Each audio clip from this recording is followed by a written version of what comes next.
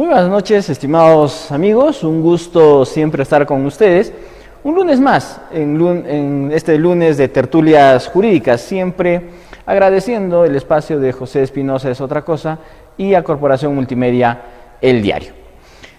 El día de hoy vamos a romper un poco el esquema y el protocolo de nuestro programa, porque hemos invitado al ingeniero Iván Prado Barreto. Él ha sido anteriormente director de Energía y Minas, luego gerente de la, valga la redundancia, Gerencia Regional de Energía y Minas del Gobierno Regional, tanto en Cusco como en Arequipa. Amplia experiencia en un tema álgido en nuestra población. Estamos hablando del tema del gas.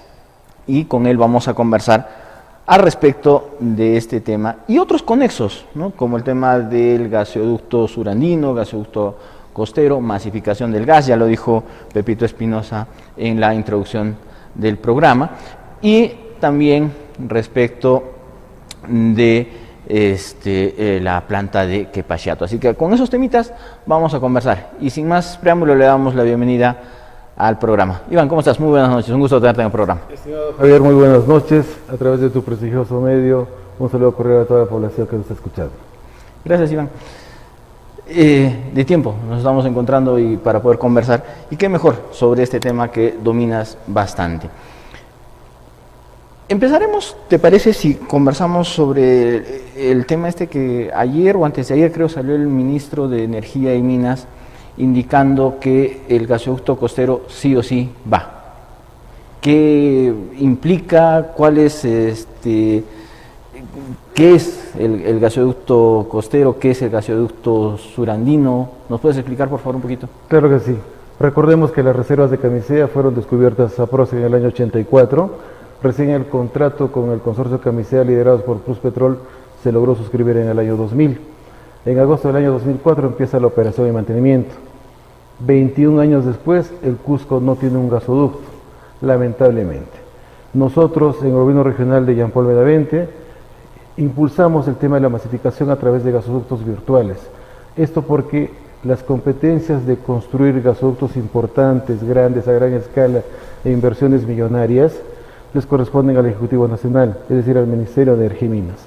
Es por eso que como gobierno regional firmamos un convenio de cooperación con el consorcio Camisea, liderados por Pluspetrol y 5 empresas más. Ellos invirtieron cerca de $2 millones para implementar 2 gasocentros que fueron inaugurados en el 2020 y 2021 y que siguen operando hasta la fecha.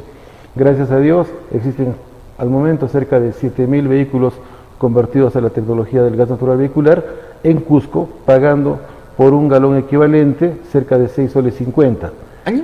Allí el tema fundamental era que nosotros teníamos que impulsar, conjuntamente con el Ministerio de Energía y Minas, la concesión del sistema de distribución para que las casas pudieran tener gas. Lamentablemente, este tema de la concesión lo otorga la Dirección General de Hidrocarburos del Ministerio de Energía y Minas, y hubieron varias propuestas utilizando ese mecanismo. Lamentablemente es que en Cusco no existen industrias a gran escala. Si vemos solamente Cusco ciudad, tenemos solamente la cervecería. Y la cervecería también tiene un tanque de almacenamiento a través de sistemas virtuales que está a espaldas del Jardín 89 en la zona de Limac Pampa y que consume 4.500 metros cúbicos por día. Y eso, estimado Iván, una pregunta, creo que muchas personas nos hacemos esta pregunta. ¿Qué es esto del gas virtual? Suena más a red de internet que a otra cosa. Sí, o sea, el concepto es gasoducto físico, tubería, soldada, apilada, enterrada o por encima de la superficie que se puede construir para transportar grandes cantidades de gas. Parecido a lo que es, digamos, el agua potable o claro, la energía eléctrica. La red eléctrica. El tema es que el gasoducto de Camisea se llama Sistema Integrado de Transporte de Gas, tiene 2 tuberías, un gasoducto de 32 pulgadas y un poliducto de 18 pulgadas, que va desde la zona de Camisea, Malvinas, hasta la costa. El poliducto transporta los líquidos del gas natural, que son propano y butano, hasta la zona de Pisco, donde existe una gran planta de fraccionamiento, y que produce 3 cosas, al mezclarlas y fraccionarlas. Mezclas el propano y el butano, tienes GLP, la nafta y el diésel 2 sin azufre. El otro tubo la tubería de color amarilla se llama gasoducto y transporta el gas natural seco, que es metano y etano, para alimentar las termoeléctricas construidas en Ica y en Lima, luego para alimentar las viviendas que están ubicadas en Lima, Callao y en la región Ica, y también el proyecto de exportación ubicado en Pampa Melchorita, que a través de una planta de liquefacción enfríe ese gas a menos 160 grados centígrados, el volumen se reduce 600 veces, se coloca ese energético en estado liquefactado en los buques metaneros y se exporta al mundo desde el año 2010. Lo que Cusco exigió siempre fue la construcción de un pequeño gasoducto. Recordemos que en el año una tubería. Okay. Física. Correcto. Gasoducto virtual, no física, pero transporta de cierta manera a través de cisternas criogénicas el gas natural.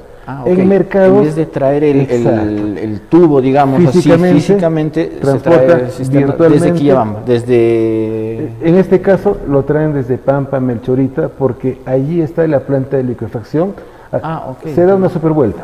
Okay. Sale de Malvinas, gasoducto, 530 kilómetros, llega hasta Pampa Melchorita, que está entre el límite entre Cañete y Chincha, de ahí regresa y otra vez recorre otros 1000 kilómetros, ya procesado en las cisternas para alimentar el primer gasocentro, que está ubicado en San Jerónimo frente al penal de Quencoro, el segundo que está frente al Totus en el cuarto paradero de San Sebastián, y en simultáneo a la cervecería que está ubicada en Limas Pampa. Nosotros en Cusco Ciudad tenemos aprox cerca de esa ruta San Jerónimo, Limas Pampa, derecha-izquierda, 50.000 viviendas. 50.000 viviendas que consumirían 20 pies cúbicos por día, solo utilizaríamos en caudal, en términos gasíferos, 1 millón de pies cúbicos por día. Lamentablemente otras industrias no la tenemos.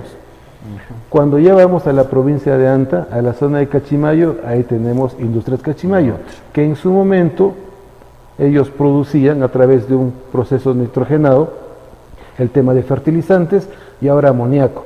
En todo el Perú hay una sola empresa que produce el nitrato de amonio grado poroso, grado explosivo, el popular ANFO, y abastece cerca del 16% de todas el consumo de las mineras. Esa empresa pertenece al Grupo Gloria en un pequeño porcentaje y en casi su totalidad al grupo chileno ENAEX, que es la primera empresa a nivel mundial que produce nitrato de amonio grado explosivo. El tema era que en su momento, hablando en el año 2010, hubiese construido un gasoducto algo más pequeño que alimente a Cachimayo y a la zona de Quillabamba, pero como Quillabamba es mucho más pequeño que la ciudad del Cusco, se habló de construir una central termoeléctrica de 200 megavatios en la zona de Sambaray, en Quillabamba, a 960 metros sobre el nivel del mar, que pudiera consumir 40 millones de pies cúbicos por día. Como se lanzó una licitación en el año 2014 con el nombre de Gasoducto Sur Peruano, ganó una empresa Odebrecht con Enagas, se fueron a un arbitraje en el año 2017 por no obtener el cierre financiero. Desde el año 2017 existe prácticamente todas las tuberías que están valorizadas en 2.000 millones de dólares en distintos campamentos, Canchis, en la zona de Amparaes, Calca, y hasta el momento el Estado peruano ha pagado por custodiar, por cuidar esa infraestructura, esos tubos, cerca de 300 millones de dólares a través de Ocinermin, utilizando dinero de las cartas fianzas que en su momento se obtuvieron de la licitación respectiva. Luego se habló de un proyecto, el Sistema Integrado de Transporte de Gas del Sur, que contrató una empresa de Inglaterra de nombre Mott MacDonald, que hizo 4 entregables prácticamente para validar. Vamos a hacer un tubo que vaya desde la zona de Camisea hasta el sur del Perú, con ramales en las regiones de Puno, Cusco, Mollendo, Hilo, Moquegua, y hasta el paradero final indicaban con ramales más pequeños a la zona de Tacna y Apurímac. Ese proyecto solo ha quedado en estudios, lamentablemente, porque estamos en un arbitraje en el CIADI. El CIADI es el Centro Internacional de Arreglo de Diferencias Financieras Relativas a Inversiones que pertenece al Banco Mundial. Y en diciembre del 2024 hemos perdido el round 1 con la española Enagas, cerca de 300 millones de dólares. Ese arbitraje va a ser muy difícil que lo ganemos. Estamos pagando más de 300 millones de dólares custodiando unos tubos que no son del Perú. Y entonces allí el Estado peruano por fin se dio cuenta que ese proyecto no va. Al no ir, se ha planteado un proyecto alterno, que es el famoso gasoducto costero, y ahí va, estimado Javier, la pregunta inicial que me hiciste. Desde el año 2016 y 2017 se inauguraron 2 centrales termoeléctricas ubicadas, una en Hilo Moquegua y la otra en Mollendo Arequipa, que suman una potencia instalada de 1500 megavatios. Para hacernos idea, hoy día la máxima demanda de potencia eléctrica en todo el Perú es de 8100 megavatios. O sea, prácticamente casi el 17% estaría abastecido por esas 2 termoeléctricas que están esperando el gas. Pero así como los carros tienen un sistema dual, cuando hay sequías, es decir, las hidroeléctricas no operan al 100%, o entra en mantenimiento predictivo o correctivo el gasoducto de Camisea, el gasoducto físico, encienden estas termoeléctricas. Pero como no hay gas natural, utilizan el diésel 2 y el costo variable de producción se incrementa demasiado a $320 el megavatio hora, 5 veces más, y en esas transferencias entre broma y broma que duran prácticamente un mes por año, se pierde 2.000 millones de dólares. Es un sobrecosto que pagan los generadores en el mercado spot, que al final de cuentas la asumen los clientes libres. O sea, el tema del gasoducto costero en realidad es propiamente para alimentar dos termoeléctricas. Correcto. O sea, es básicamente para generar energía eléctrica, no es propiamente para que el gas vaya, digamos, gas domiciliario a Ica o a Moquegua, Arequipa. O sea, básicamente toda la costa ahorita tiene gas natural, excepto problemas en Tumbes. Y son distintas empresas que tienen la concesión. En Lima y Callao es cálida. En la región Ica, con tu gas. En Arequipa, Moquegua y Tacna tiene la administración temporal Petroperú, porque se fue una empresa Naturgy que era española. ¿Ya tienen ellos gas natural? Claro, en el norte es Promigas, que es una empresa colombiana. Más o menos existen 2.400.000 viviendas, 2.400.000 conexiones de los 10 millones de viviendas que existen en el país, que ya tienen gas. Lo que está faltando es gas para las regiones del centro y obviamente del sureste. Cusco no tiene gas, Puno igual, en menor escala Ayacucho, Huancavelica, Junín y obviamente Apurímac no tienen y no creo que lo tengan, o sea, en el muy corto plazo. Una de las razones por las que, a ver si entendí, no sé si entendí bien, una de las razones por las cuales Cusco y eventualmente otras regiones del centro y sur andino propiamente, no vamos a tener gas porque no tenemos industria que garantice, digamos, la inversión que puedan hacer las empresas, correcto, ya sean extranjeras o nacionales, finalmente el propio gobierno, en hacer el gasoducto. Correcto. Para que se construya un gasoducto necesitas un consumidor ancla, es decir, una industria potencial que pueda consumir gas natural, que obligue a que el paradero final del tubo sea esa industria, y los suertudos son las viviendas que se encuentran en el camino a la izquierda o a la derecha. Como una vía troncal, digamos. Claro, la única forma para que Lima tuviese gas natural, las viviendas me refiero, era que centrales termoeléctricas que antes operaban con diésel se convirtieron al gas natural, ubicadas en Ventanilla, en el Callao. Solamente esa fue la forma de que el tubo grande llegue hasta allí. Tenía que pasar por el centro de Lima. Y digamos, era mucho más fácil que cuando se licite una concesión para el sistema de distribución, para las viviendas, para que puedan repartir gas, obviamente ya existía la tubería troncal. En cambio, en la zona del norte del Perú y en lo que son las regiones de Arequipa, Moquegua y Tacna, existe el transporte virtual, plantas satélites de regasificación, lo mismo que nosotros en el gobierno de Yampor las construimos, ¿no?, apoyando al consorcio de Camisea en San Jerónimo y en el cuarto paradero de San Sebastián, y lógicamente Bacus, que lo hizo por iniciativa completamente privada. Claro, porque ellos necesitaban. Entonces, la idea era unir a través de 11 kilómetros por el centro de la Avenida de la Cultura, o en el carril de subida a la derecha de la misma Avenida de la Cultura, al costado, por ejemplo, del mall, para que se pueda construir una tubería. Y de esa tubería repartir a la izquierda y a la derecha, y tendríamos 50.000 viviendas. No, y esto corría obviamente hasta el Molino, los distritos de Huanchac no había ningún problema. El tema era para pensar en Santiago y para pensar en el centro histórico, porque si tú abres una calle desde Limac Pampa para el norte, ya te encuentras con evidencia cultural, problemas con el Ministerio de Cultura. Pero en otros países como Colombia, que también tienen problemas, ya se habla de tuberías adosables, es decir, tuberías de polietileno que pasan por alrededor de la superficie de las viviendas y no hay tipo de problema. En la ingeniería se puede hacer distintas cosas. Que no sea subterráneo, entonces, que pueda ser... Adosable. Okay. El tema es que lamentablemente este gobierno regional actual no ha tenido la fortaleza y la visión técnica de poder encaminar estas cosas. Nosotros dejamos ya proyectos elaborados para que el nuevo gobierno regional, entrando en el 2023, pudiera impulsarlo, pero lamentablemente no ha hecho. Te comento que nosotros, recordarás en la gestión, transformamos las direcciones que eran regionales, que eran inoperativas, las convertimos en gerencias regionales para que se pueda coordinar mucho más rápidamente con gerencia general y de esa forma tener cierta autonomía presupuestaria, ¿no? Claro, eliminar la tramitología, la burocracia, romper los esquemas. Me acabo de enterar hace pocos días que estamos en la ciudad que nuevamente van a pasar de gerencias a direcciones, es un retroceso, nuevamente estamos como el cangrejo sin hacer absolutamente nada. Y ya habían dos propuestas. Limagas Natural planteó un proyecto por más o menos 90 millones de dólares. Creo que Cálida era la otra, ¿no? La otra empresa fue Cálida, claro. Llegaron a Cusco en septiembre del año 2022, hicieron sus exposiciones y la autoridad que era la Dirección General de Hidrocarburos del Ministerio de Energía y Minas se demoró. No recordemos que desde el 2019 hasta ahorita ya han pasado 15 ministros de Energía y Minas. Ya han cambiado a sus viceministros, a sus directores de hidrocarburos y lo mismo está pasando en todos los sectores, energía y minas. Lamentablemente estamos en una crisis, pero ahora nosotros, los jóvenes, tenemos que empezar a plantear una propuesta técnica, legal, económica y ambiental amigable con la ciudadanía para tener la licencia social respectiva para poder impulsar estos proyectos de gran trayectoria.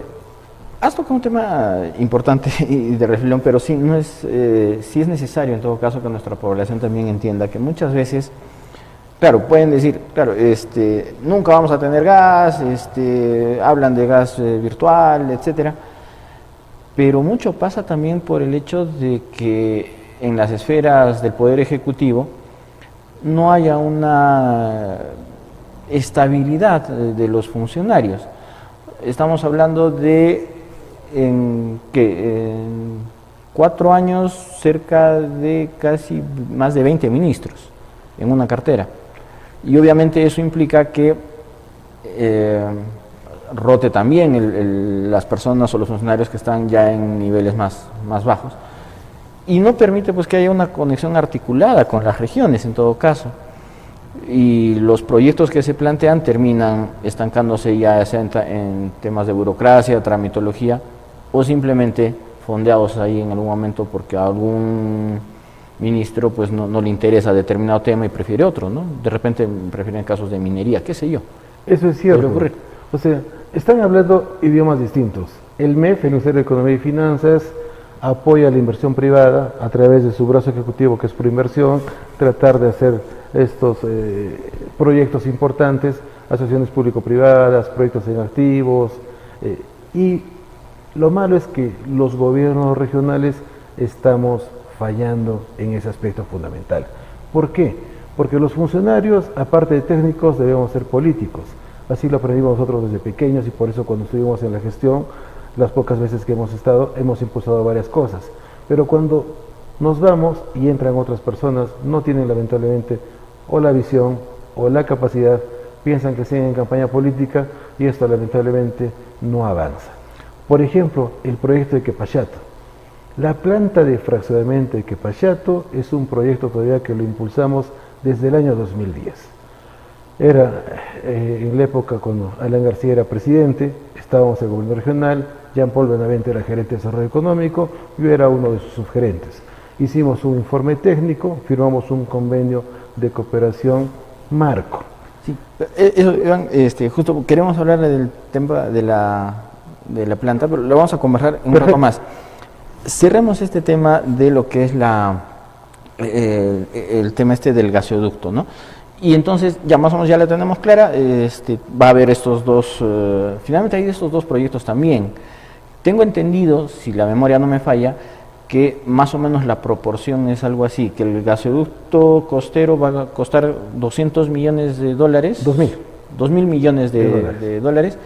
y eventualmente el gasoducto surandino, que sí beneficiaría en todo caso a Cusco y a otras regiones más, estaríamos hablando de 4.000 millones, si la memoria no me falla, si los datos no son correctos. La licitación del gasoducto sur peruano, que involucraba, atravesamos Cusco, ramales a Puno, etcétera, y llegamos a las regiones del sur, por así decirlo, en bloque, costaba 4.600 millones de dólares el CAPEX, es decir, el fierro, el cemento y los tubos.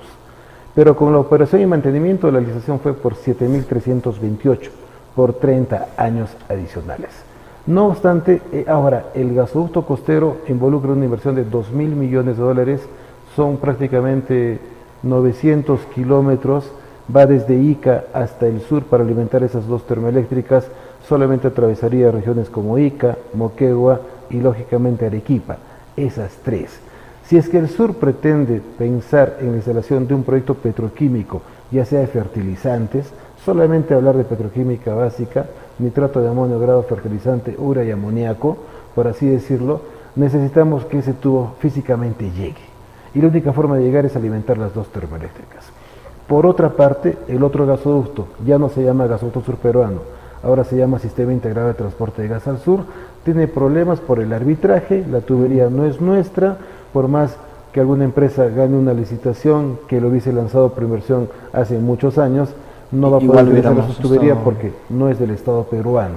Es por eso que se ha hablado, ahora ya han resucitado un pequeño proyecto que es el gasoducto directo a Cusco, con dos ramales. Un ramal para la termoeléctrica de Quillabamba, que todavía no existe, ni siquiera en estudios, y otro, un ramal para la zona de Cachimayo, donde cerca a Industrias Cachimayo se podría construir una pequeña planta de liquefacción que pudiera procesar 20 millones de pies cúbicos por día, para hacer lo mismo que lo que se hace en la región Ica, en Pampa, Melchorita. Es decir, liquefactar el gas natural para distribuir a través de cisternas a las otras regiones, Puno, Purímac, Ayacucho, Huancayo, Huancavelica, etc. Ese proceso todavía va a demorar, porque si yo quiero construir una termoeléctrica de 200 megavatios que podría costar 150 millones de dólares ahorita, necesito hacer primero el estudio ambiental. Y un estudio ambiental en SENACE, con las muestras que exige el tema del sistema de evaluación de impacto ambiental, tomaría más de un año. Casi 2 años, ¿no? Sí, porque hay que hacer las pruebas en secas, junio, en la época más crítica donde no llueve, y la época más crítica donde sí llueve, que febrero, es marzo. enero, digamos febrero, marzo, allí. Entonces todo eso coordinado con Senami, muestreo de más de un año, y recién presentas el anillado para que te observe, subsane las observaciones y esto se apruebe, así como tú dijiste, 2 años. Luego un estudio de riesgos, un estudio de preoperatividad que lo presentas ante el COES, que es el Comité de Operación Económica del Sistema Eléctrico. La licencia social. Más complicado aún, hacer el expediente técnico, obtener la concesión definitiva, 5 años. 5 años para hacer proyectos que realmente son importantes, porque más que los proyectos eólicos o solares, tener hidroeléctricas o tener centrales térmicas a gas natural, ciclo simple combinado, son muy importantes. Pero la tramitología demora más de 2 años. Y si ahora han dicho que en 6 meses van a tener los estudios que van a declarar la viabilidad de esos temas, obviamente nos están engañando. Eso no va a pasar, porque en temas de ingeniería esto lamentablemente demora. Es imposible, ¿no? Sí, el tema es repotenciar los sistemas virtuales, que ya se tienen. que Cálida ha pedido a ellos una concesión del proyecto 7 regiones, es decir, 7 departamentos, Cusco, Purímac, Ayacucho, Huancavelica, Madre de Dios, Ucayali, etcétera, y ver la forma como se le podría dar la concesión, como ya se ha aprobado, gracias a Dios, la semana pasada la tarifa única de distribución, es decir, vamos a pagar igual los consumidores fuera de Lima que lo que consumen y lo que pagan Lima y Callao, hasta los consumidores de 900 metros cúbicos por mes, eso va a ser positivo, y así como el tema eléctrico, que la energía cuesta igual en Tumbes o como en Tacna, o como que el galón de gasolina cuesta igual en todo el Perú, el gas natural, por justo derecho, debería costar así. Claro, asumo que eso va a ocurrir cuando se tengan pues finalmente ya establecidas estas conexiones a nivel multirregional, ¿no? Porque claro, en el caso de electricidad es algo similar, o sea, tenemos las plantas, las centrales hidroeléctricas que generan la energía y luego se distribuyen, y hay pues empresas diferentes, ¿no? GEMSA, que en el caso de Cusco es la que genera energía. Pero dicho sea de paso, y eso es algo que no muchos saben, no solo genera energía para Cusco, o en algunos años inclusive ni siquiera para Cusco, sino para regiones, porque por la interconexión que hay de los temas eléctricos, y Electrosur, que es ya las empresas que distribuyen propiamente a los domicilios, hay licitaciones a nivel nacional también para ver que estas empresas puedan distribuir la energía a otros lugares. Entonces, algo parecido tendría que ocurrir en el caso del gas. Es muy interesante y cierto lo que comentas. O sea, nosotros tenemos una telaraña. Este es el sistema eléctrico interconectado nacional. Estamos solamente interconectados eléctricamente con el país de Ecuador por una línea que puede transportar 90 megavatios. Máxima demanda del Perú, 8.200 megavatios, hoy día en hora punta, y estamos creciendo cada año en 250, 300 megavatios. Eso es positivo. Ahora, ¿qué sucede? Una central eléctrica ubicada en Tacna le puede vender por la red, por esta telaraña, a un cliente que esté ubicado en Tumbes. Exacto. Esos clientes, importantes consumidores grandes, se llaman clientes libres, y ellos, a través de licitaciones o negociaciones particulares entre empresa generadora con el cliente importante, pero no nos olvidemos que estén las carreteras eléctricas, que son las empresas transmisoras de electricidad en alta tensión. Lo mismo es en el tema del gas natural. No se llaman generadoras, se llaman productoras, el consorcio Camisea. Transportadoras, sí, son como las transmisoras, los gasoductos físicos, a gran escala, 32 pulgadas, por ejemplo. Y sí, transportadores de gas del Perú. Y las empresas que tienen la concesión en el Cusco, Electrosureste, en Arequipa, CEAL, en el centro del Perú, se llama Electrocentro, etcétera, necesitan ser concesiones de distribución de gas natural por los productos. Bien. Bueno, como vemos, el tema es bastante interesante, bastante amplio. Yo te voy a pedir, estimado Iván, que nos quedemos acá un ratito para seguir conversando, porque tenemos que ir a una pausa comercial y luego retornamos con esta conversación tan interesante. Vamos a hablar ya también de la masificación del gas y precisamente el tema que habías puesto ya sobre la mesa, ¿no? El tema de la planta de Quepachato. Así es que pausa y regresamos.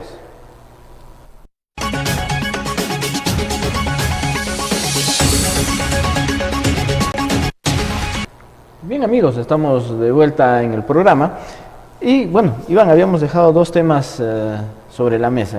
El tema de la masificación del gas y el tema de la planta de fraccionamiento de Quepachato.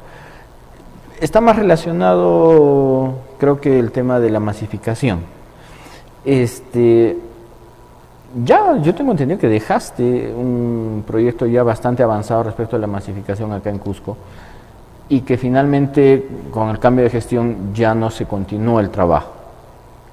Sí, eso es cierto. O sea, nosotros cuando nos retiramos dejamos un informe de 600 páginas aproximadamente, básicamente por los proyectos de Quepachato, la masificación del gas, qué hacer en el tema del gasoducto y cómo impulsar otras actividades del sector energético minero. Lamentablemente esta gestión no lo leyó. Ya habían dos propuestas para poder masificar el gas.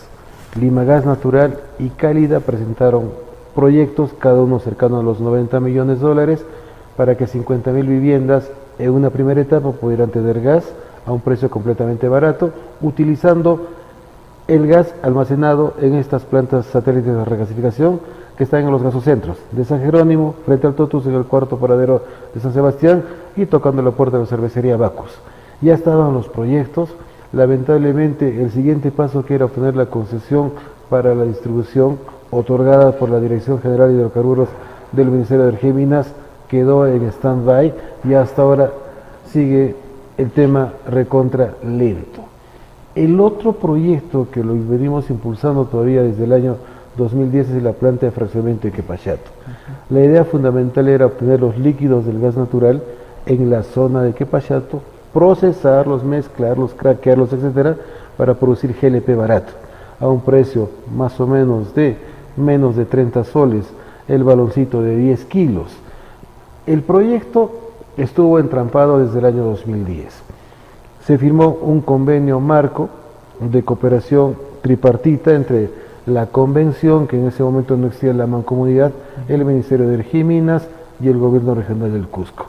Eso pasó en agosto del año 2010. En septiembre del 2010 se promulga el decreto de urgencia suscrito por el presidente Alan García, en el cual se declaraba de necesidad nacional de importancia la construcción de esta planta de procesamiento de fraccionamiento para producir GLP barato, ubicado en la provincia de la Convención.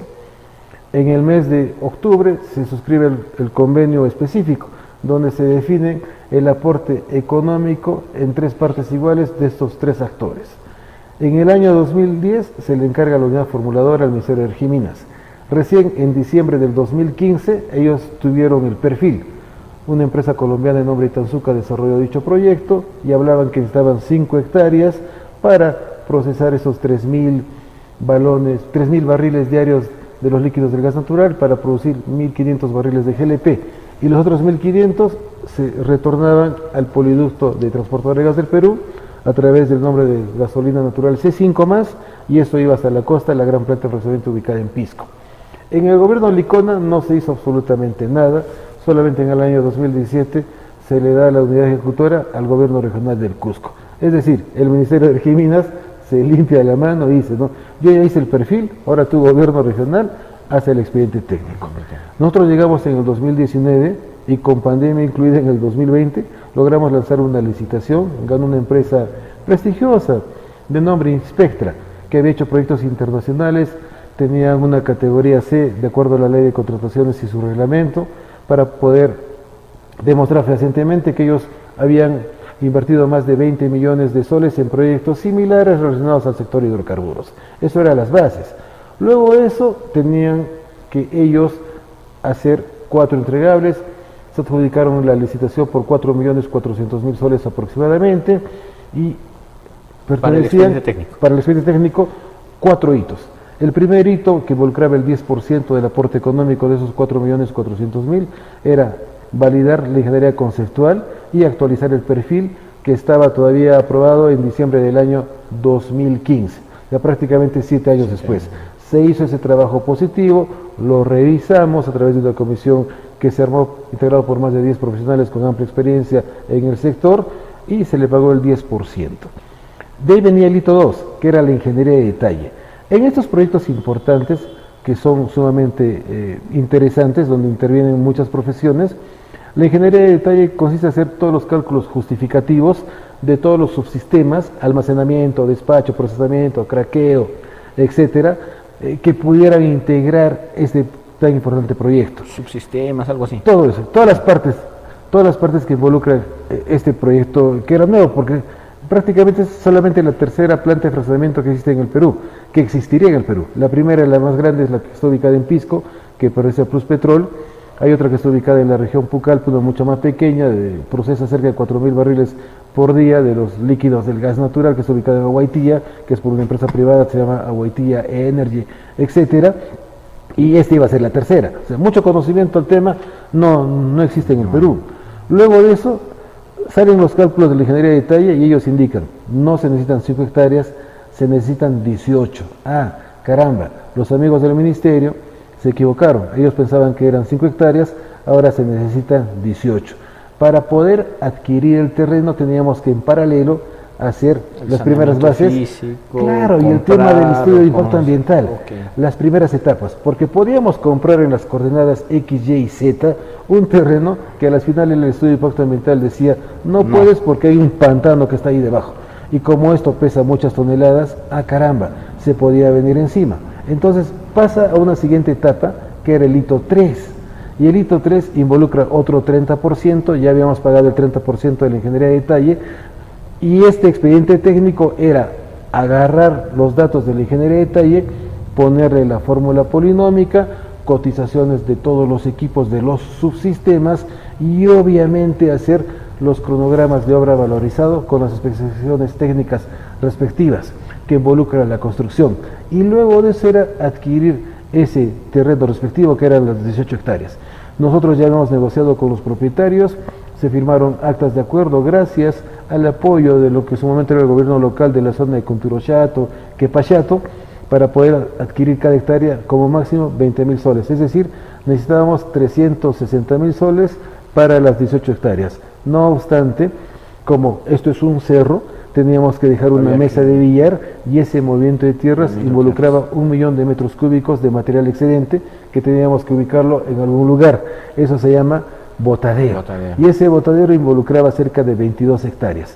que en su momento en la etapa de construcción ya se iba a alquilar porque era muy necesario poder comprarlo.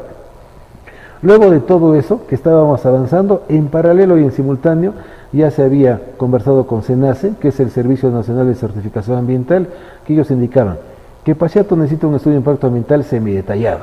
Y para eso teníamos que pedir permiso de PRODUCE, el Ministerio de la Producción, coordinar varios temas, tener reuniones virtuales, porque en ese momento de la pandemia todo era virtual, ya se había avanzado, ya nos habían dado permiso, y teníamos que conversar con Transportadora de Gas del Perú, que es el dueño del sistema de transporte, del gasoducto y del poliducto. Claro, porque en algún momento te tienes que empalmar con un tubo pequeño, del tubo grande, del poliducto de TGP, y para eso hay que pedir permiso. Pero recordemos, época de pandemia, protocolos. Si tú quieres viajar al interior del país, tienes que estar vacunado, estar aislado 2 semanas, hacer el trabajo, nuevamente aislarte 2 semanas, y era muy complicado. Pero aún así estábamos avanzando, y ahí lamentablemente nos ganó la gestión. Y antes que nos vayamos en diciembre del 2022, 3 meses antes aproximadamente, logramos suspender el contrato. Nos ponemos de acuerdo ambas partes, gobierno regional con la empresa Inspectra, y nosotros en el mayor sano juicio teníamos la conciencia de que va a entrar una nueva gestión, armarán sus equipos técnico-legales, se sentarán a la mesa, revisarán ojalá el informe de 600 páginas que nosotros le dejamos para que ellos máximo en febrero se puedan reunir y conversar para continuar. Pero ¿qué hicieron? En el 2023 absolutamente nada. Y nosotros en la quincena de diciembre del 2022 recibimos una transferencia a insistencia. El Ministerio de Energía y Minas nos dio 13 millones adicionales. Es decir, ya juntando los aportes, llegamos más o menos cerca a unos 17 millones de soles aproximadamente. ¿Qué es lo que hizo el 2023 esta gestión actual de la Gerencia de Energía y Minas? Nada, solamente gastaron 30.000 soles. No sé qué hicieron, qué estudio pagaron, pero solamente 30.000 soles. En el año 2024 quisieron comprar los terrenos con las utilidades de la Feria Huancaru, era una broma a la población cusqueña. A las finales esto no se dio porque esa Feria Huancaru todavía está en crisis, y felizmente pagaron con 360.000 soles las 18 hectáreas, y de ahí se hizo un gasto muy importante. O sea, por decir, ya tuvieron el terreno gracias a los datos de la ingeniería de detalle, que nosotros pagamos el 30% con una penalidad del 10% de ese monto que le cobramos a la empresa en su momento. Luego de todo eso, lamentablemente se fueron a un arbitraje, perdieron el arbitraje, los estudios ambientales nunca se iniciaron porque a las finales no tuvieron el permiso autorizado de Transportadora de Gas del Perú para obtener las colectas, las pruebas en secas o en lluvias, y todo está paralizado. ¿Qué es lo que ha pasado? Que en el año 2024 se valorizó 660.000 soles. De ese monto, 360.000 es el terreno. 300.000 soles, no sé en qué se habrán gastado. Entonces ya va 310.000 soles que no sabemos en qué estudios, a quiénes se pagó por hacer nada. Ahora, el proyecto ya no lo maneja la Gerencia de Energía y Minas, sino la Oficina de Estudios o la Sugerencia de Estudios del Gobierno Regional. Es decir, la incapacidad de la actual gestión de Energía y Minas de dicha gerencia dijo: yo no puedo con este proyecto, no tengo el equipo técnico que lo había desarmado un año antes, entonces mejor que se encargue la Oficina de Estudios. Ahora, los de la Oficina de Estudios del Gobierno Regional están preocupados porque no saben qué hacer. Ellos no son los técnicos que se necesitan. Exacto, no existen los especialistas. El Colegio de Ingenieros lamentablemente no está siguiendo el caso porque no tiene la capacidad técnica para poder impulsar esos temas. El Colegio de Abogados está con toda la intención de poder empujar esto, y hemos tenido una reunión para ver cómo pudiéramos apoyar, pero el tema fundamental es que Pachato, de lo que tanto que habíamos avanzado del 2019 hasta el año 2022, en los 4 años, ha quedado en foja cero, lamentablemente. O sea, es decir, actualmente el expediente técnico de la planta de Quepachato ya no se ha continuado, pero se ha terminado de pagar. Rompieron con Inspectra. Okay. Ellos más o menos en octubre, noviembre del año pasado se trataron de reunir en pleno arbitraje, trataron de conciliar. Obviamente la empresa, como 1 año y medio no se ponía de acuerdo con el gobierno regional, pidió mayores gastos generales, etcétera, y ellos tenían pretensiones económicas, como lo hace siempre el privado, pero ahí la respuesta del Estado tuvo que estar a la altura, se rompieron los papeles, lanzaron un comunicado que era que Pachato se va a hacer por administración directa. Todo el Perú, los técnicos serios se rieron porque dijeron, un gobierno regional va a hacer un proyecto que no es muy común hacerlo vía administración directa, a través de pagar entregables menores a 8 UITs que establecía en ese momento la ley de contrataciones del Estado, era lógicamente para favorecer a alguien.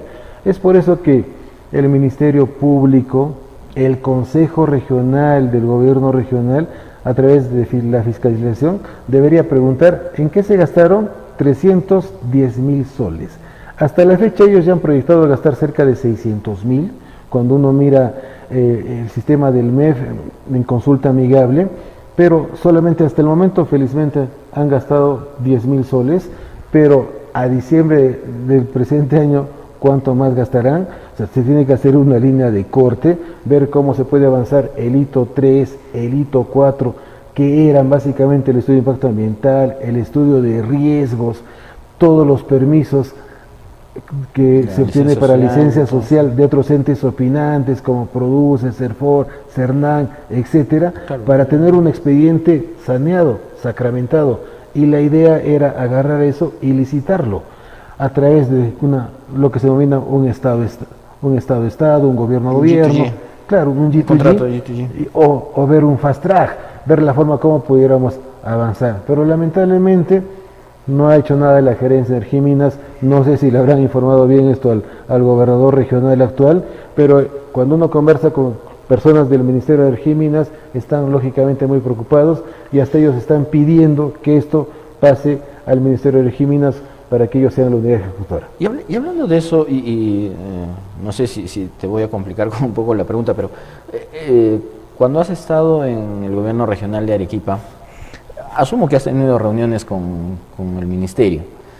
¿No te ha salido el cusqueño ahí y pedir de repente, tratar de conversar algo al respecto? No sé, disculpa que si es pertinente la pregunta. En Arequipa hemos estado 1 año y medio. Se hizo una gestión interesante. Hemos impulsado el tema de la masificación del gas natural, ya hay más de 10.000 conexiones en viviendas que tienen ese recurso. Se impulsó la primera planta de licuefacción de gas natural, pero para los trailers de carga pesada, que está ubicado en la zona de La Joya. Hemos impulsado 100 millones de soles en proyectos de electrificación y formalizamos 360 mineros.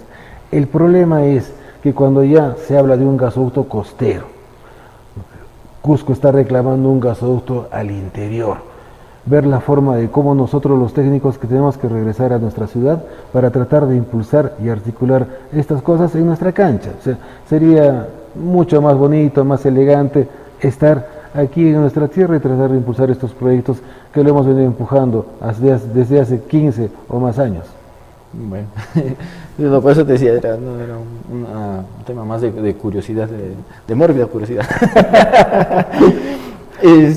Has hablado del tema de la masificación y eso fue algo que trajo en algún momento, recuerdo, algo de cola, incluso se habló en algún momento mal de tu persona acá en Cusco, diciendo cómo es posible que Iván Prado en Cusco no haya visto por la masificación y estando en Arequipa sí se hizo la masificación. ¿A qué se debió? Porque has mencionado que efectivamente en Arequipa sí se tendieron algunas redes de masificación de gas y acá en Cusco no se pudo. ¿Por qué? ¿Qué es lo que ha ocurrido? En la concesión suroeste, que es Arequipa, Moquegua y Tacna, la licitación fue dada todavía en el año 2013 y en el 2014 ganó una empresa española de nombre Naturgy. Ya había una concesión. Ellos construyeron estas plantas de regasificación, tal cual la que está en San Jerónimo, pero a gran escala. Muchas más de esas en 3 zonas en Arequipa, una en Moquegua, otra lógicamente en Tacna, para abastecer mediante sistemas virtuales este tema. El problema era que estaba estancado desde el año 2020, desde diciembre. Cuando nosotros llegamos al gobierno regional de Arequipa, igual destrabamos el tema, firmamos en febrero del año 2024 un convenio de cooperación con el ministerio para que el gobierno regional de Arequipa pudiera impulsar o inyectar recursos económicos a través del canon minero, porque ahí es fuerte el tema de Cerro Verde y las mineras que existen allí en en la ciudad, en la región de Arequipa, para poder destrabar eso. Eso se hizo. Como gobierno regional coordinamos con el ministerio, dándole planos de las casas. Logramos identificar 10.000 viviendas en distintas zonas, en algunos distritos importantes como Pocarpato, Bustamante y Rivero, que quedan en el centro de la ciudad, para que ellos pudieran ser los primeros interesados al ser otorgados por esta concesión que ya está administrada por Petroperú y cuyas licitaciones se da por el tema del FICE. Eso era lo que nosotros estábamos impulsando. Aquí en Cusco el problema era que no tenemos la concesión, y la concesión solamente era facultad de otorgarla por el Ministerio de Energía y Minas. Mientras nosotros no lleguemos al ministerio, este problema va a seguir devorándose en estas regiones del sur. O sea, no es solo un tema de que nosotros exijamos o pidamos, sino es básicamente un tema también de decisión política del Ministerio de Energía y Minas, en todo caso. Claro, como te comento, en septiembre del año 2022, Limagas Natural presentó su solicitud e intención para obtener la concesión de la distribución en Cusco, utilizando esa ingeniería que ya estaba instalada. La DGH, que es la Dirección General de Hidrocarburos, revisó, no le pareció, observó y nunca se sentaron a discutirlo, lamentablemente. De allí pasó que Cálida se interese en el proyecto 7 regiones, estos 7 departamentos. Ha lanzado una propuesta hace casi un año, pero lamentablemente la DGH se está demorando en poder evaluar. Es por eso que también Transportadora de Gas del Perú, para hacer el gasoducto costero, en septiembre del año pasado ha presentado su expediente de ampliación de la concesión existente por básicamente 13 años más. El tema es que también la DGH, por más de tener reuniones con las empresas, lo está haciendo muy lento. Lo que falta es decisión política o repotenciar el Viceministerio de Hidrocarburos para tener técnicos ágiles y con amplia experiencia en la Dirección General de Hidrocarburos que pudieran impulsar esto de la mano con Proinversión, con el Ministerio de Economía y Finanzas y obviamente con los gobiernos regionales a través de sus direcciones o gerencias de energía y minas. Está fallando esa coordinación. Bueno, hay mucho más por conversar, estimado Iván, pero entenderás, el tiempo en televisión pues es bastante corto y bueno, lamentablemente una hora nos ha quedado, y eso que Josecito Espinosa nos ha regalado varios minutos de su programa, así que bueno, tus palabras finales, por favor, Iván, y sin antes no comprometerte, claro, para que en una siguiente entrevista podamos conversar de otros temas que también han quedado en cierne, que lo conversamos en la preentrevista, pero es, por ejemplo, el tema de la minería y la formalización minera, que es un tema también bien importante en el caso de nuestra región, porque en Cusco tú sabes mejor que nadie que tenemos gran cantidad de minería informal e ilegal, ¿no? y necesitamos trabajar ese tema. Así que, por favor, tus palabras. Estimado Javier, muchas gracias por la oportunidad. La verdad que es sumamente importante y estoy muy orgulloso de que tu persona esté conduciendo un importante medio, tener un programa que hable de la actividad política, económica y coyuntural es sumamente positivo. Los jóvenes cusqueños tenemos que unirnos. Los temas energéticos mineros son sumamente importantes, de la mano va la lucha contra la corrupción. En Arequipa tuvimos nosotros una lucha constante con un grupo de personas que trabajaban en la gestión pública, pero esa es otra historia y que la vamos a contar en su oportunidad. Bien. Muchas gracias, Iván, muchas gracias, estimados amigos. Estuvo el ingeniero Iván Prado Barreto, exgerente regional de Energía y Minas, tanto en Cusco como en Arequipa. Conmigo, una vez más, será hasta el siguiente lunes en una nueva edición de Tertulias Jurídicas con Javier Vega, siempre agradeciendo el espacio de José Espinosa es otra cosa, Corporación Multimedia El Diario y en los controles, Andy Torres. Un fuerte abrazo, hasta el siguiente lunes. Nos vemos.